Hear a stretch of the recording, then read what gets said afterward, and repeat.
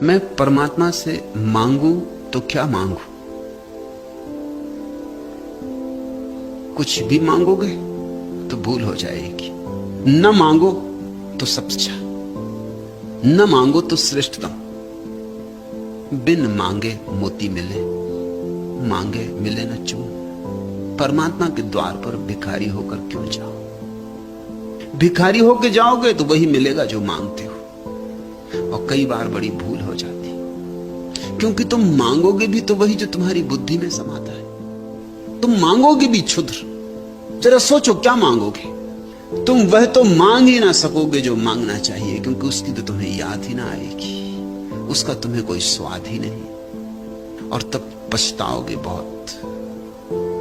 मैंने सुना एक बहुत समृद्ध महिला अपने चिकित्सक के पास गई, बीमारी उसकी ठीक हो गई थी, चिकित्सक को उसकी फीस चुकाने गई थी, तो उसने एक बहुमूल्य रत्न जटित झोले में कुछ रखकर चिकित्सक को भेंट किया। चिकित्सक ने कहा कि यह तो ठीक है, लेकिन मेरी फीस का क्या?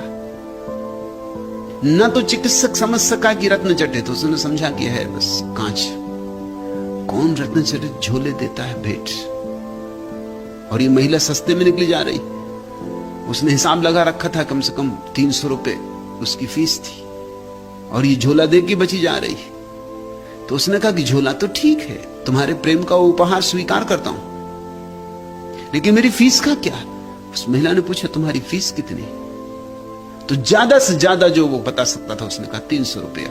उस महिला ने झोला खोला, उसमें कम से कम 10,000 के नोट थे। 300 रुपए निकाल के चिकित्सक को दे दिए, बाकी रुपए और झोला लेके वापस चली गई।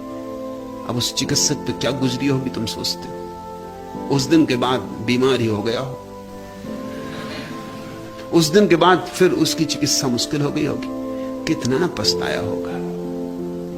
10,000 रुपए लेके आई थी महिला दिन, और ये तो उसे बाद में पता चला मित्रों से कि वो कांच के टुकड़े ना थे, हीरे जवाहरात थे।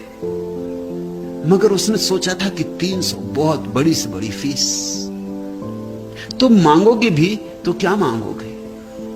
तुम्हारा बड़े से बड़ी मांग भी बड़ी छोटी से छोटी होगी, ख्याल रखना।